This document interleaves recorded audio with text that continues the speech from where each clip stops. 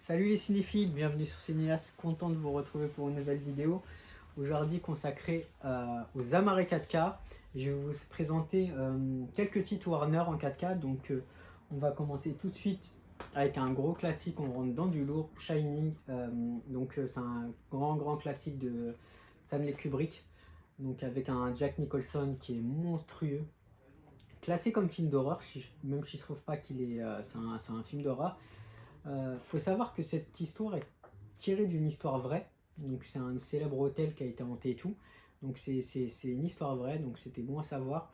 On voit l'un des premiers plans séquences quand le gamin il est dans sa petite sa petite poussette qui tourne, je sais plus comment ça s'appelle son jouet, mais là vraiment c'est les premiers plans séquences qui ont été faits au cinéma.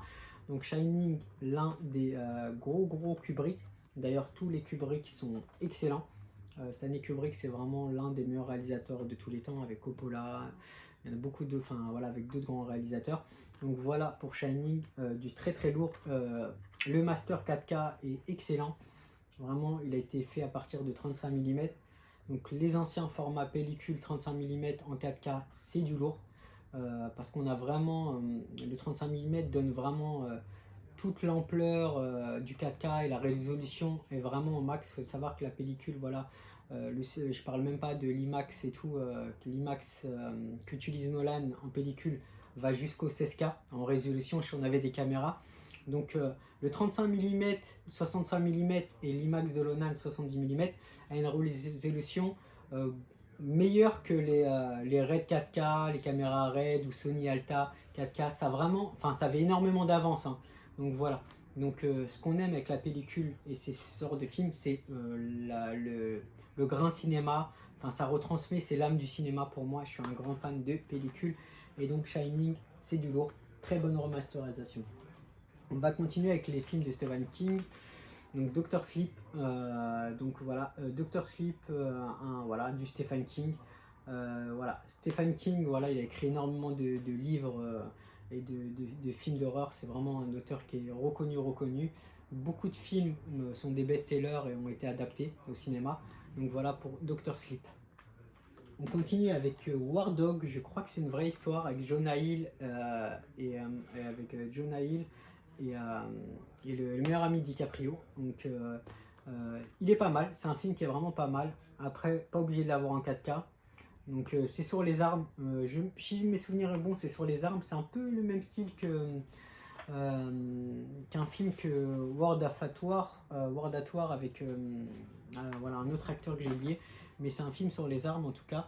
War Dog, c'est un bon petit film qui passe bien. On continue avec du Stephen King encore. Chapitre 1 ou chapitre 2. Chapitre 1. Donc un film d'horreur, l'ancien, il était revenu, hein, ça a été un reboot, il était revenu. Donc c'est un clown tueur, voilà, un clown qui a traumatisé mon enfance. J'en ai fait des cauchemars étant gamin. Donc c'est un film que je n'ai pas vu, mais je sais qu'il est beaucoup apprécié. Donc ça c'est vraiment, il y a beaucoup de gens qui possèdent le 4K et le Blu-ray. Le master est irréprochable, la qualité du master est irréprochable. Donc voilà pour ça, chapitre 1 et ça, chapitre 2. Donc voilà, donc là il faut dire qu'aussi que le film a vraiment été bien refait. Le reboot a été bien refait, c'est pas le cas de tous les reboots, donc voilà pour ça. On continue avec Tarzan, super transformation de l'acteur dedans. Donc il y a eu beaucoup de Tarzan qui ont été faits au cinéma. J'avais kiffé Georges de la Jungle. Donc voilà, Tarzan, moi j'ai bien aimé. Donc moi c'est un bon Tarzan qui passe bien, copie Ultra HD qui existe aussi en 3D.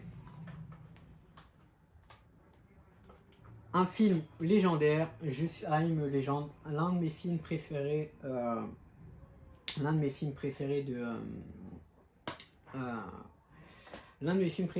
Will Smith. J'ai beaucoup aimé. C'est la fin du monde dans le film, c'est un survivor, un truc de zombie, c'est kiffant. Apparemment il va y avoir Je suis une légende 2, donc on a hâte de le voir. On continue avec Pan, avec Hugh Jackman. Voilà, un truc assez féerique, enfin féerique on va dire. Voilà, donc c'est Pan, c'est voilà. J'en ai plus beaucoup de souvenirs, mais en tout cas, je sais que le 3D est top démo et le 4K est top démo. On passe à... j'ai oublié le nom de ce film. C'est un... L'Impitoyable. Voilà, ça c'est un Blu-ray avec un titre italien. Donc il y a beaucoup de Blu-ray import que vous pouvez avoir sur Amazon, Espagne, Italie, avec les sous-titres et l'audio en français. Il n'y aura que la jaquette qui change. Donc l'Impitoyable, c'est un gros Clint Eastwood récompensé par 4 Oscars. Faut regarder les Clint Eastwood parce que pour moi c'est l'une des dernières légendes d'Hollywood et c'est tous ces films. On peut prendre un film au hasard de Clint Eastwood, c'est terrible. D'ailleurs, j'ai le coffret, j'ai un coffret de ces 70 films, 68 films de Clint Eastwood. J'ai tous ces films dans un coffret Warner. Et en plus, ce qui est bien, c'est que avec Clint Eastwood, vu que c'est que la Warner il est resté fidèle au même studio, on peut retrouver des packs avec énormément de films réunis dans un même pack. Donc voilà pour l'Impitoyable, énorme film de Clint Eastwood et l'un de ses derniers westerns, ou un western plutôt récent. Donc on va continuer avec V pour Vendetta, un film que j'ai kiffé. Donc un d'ici, c'est pas il n'est pas super connu, mais j'ai kiffé, vraiment tiré aussi d'une BD. Voilà, le célèbre masque de V pour Vendetta que beaucoup ont porté, ou les Anonymous aussi. Donc dedans, on a enfin, une Nathalie Portman qui est énorme. Elle s'était rasé la tête pour le film, donc pour les besoins du film, c'est un gros sacrifice. En tout cas, pour moi, c'est un classique. J'ai commandé le steelbook Mando exceptionnellement parce que ça, c'est un film que j'ai vraiment adoré. Donc voilà pour V pour Vendetta, super master 4K, bien refait. Donc le 4K passe terriblement bien. On continue avec l'un de mes coups de cœur de ces 2 dernières années, Dune, que j'ai vu en IMAX. Je l'avais même vu en Dolby, mais j'ai vu 2 ou 3 fois le film en cinéma parce que j'avais adoré. Donc on a un Denis Villeneuve, c'est du lourd, c'est le réalisateur de Blade Runner, il a fait Dune. Enfin voilà, Denis Villeneuve a bien réussi les reboots et ça lui va super bien. D'ailleurs, ils annoncent chez Dune 2 cartonne, il y aura un Dune 3. Donc je sais pas comment ils vont s'y prendre, s'il y aura une 3e partie, je sais pas, une préquelle parce que le film est annoncé en 2 parties. Donc on dit pas non à un Dune partie 3. Donc équipe de choc hein, dans Dune, voilà, on a Timothée Chalamet, enfin il y a vraiment du lourd, en tout cas énorme. J'ai préféré le premier Dune, enfin ce Dune récent à l'ancien.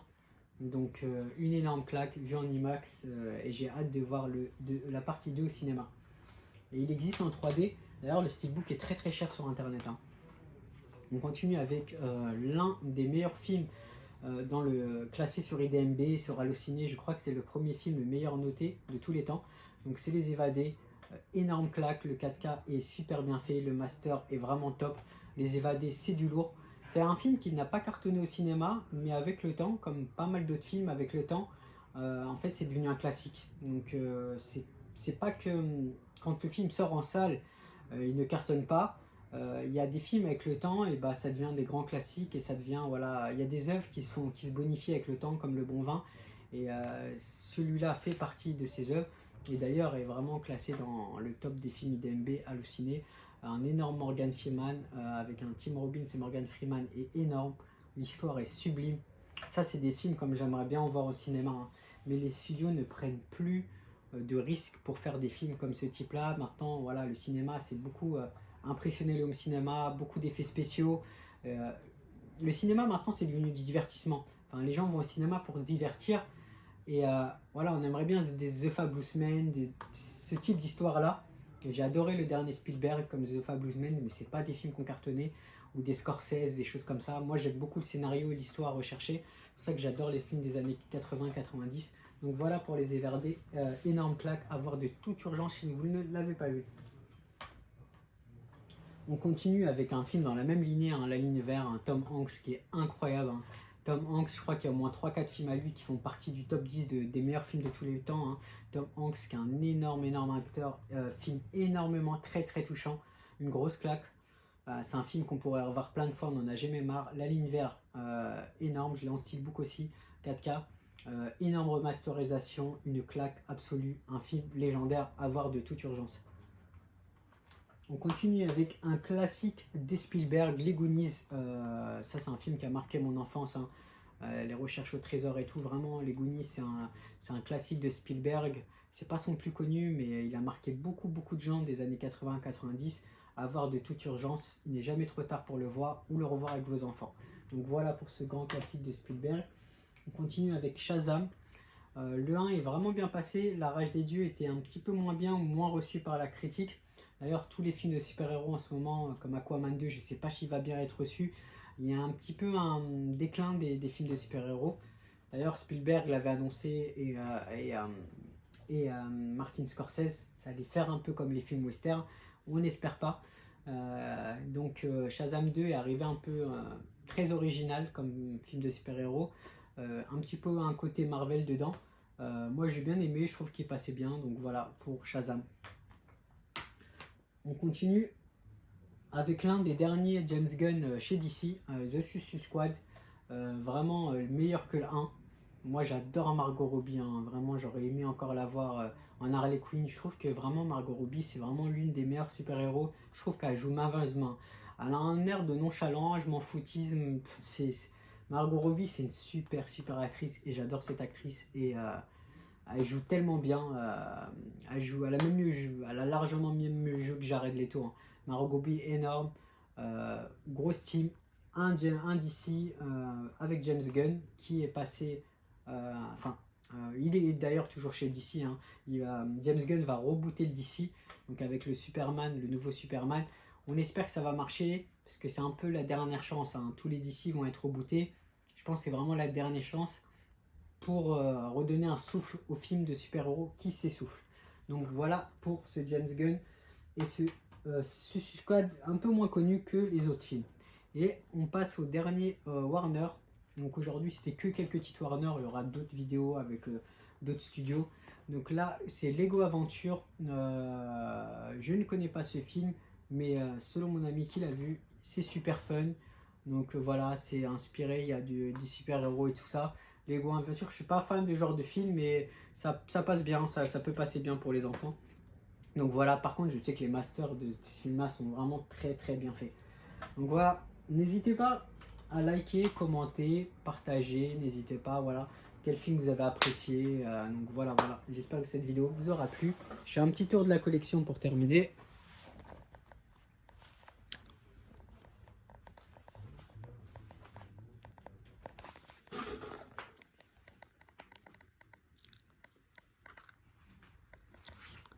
Voilà la magnifique collection.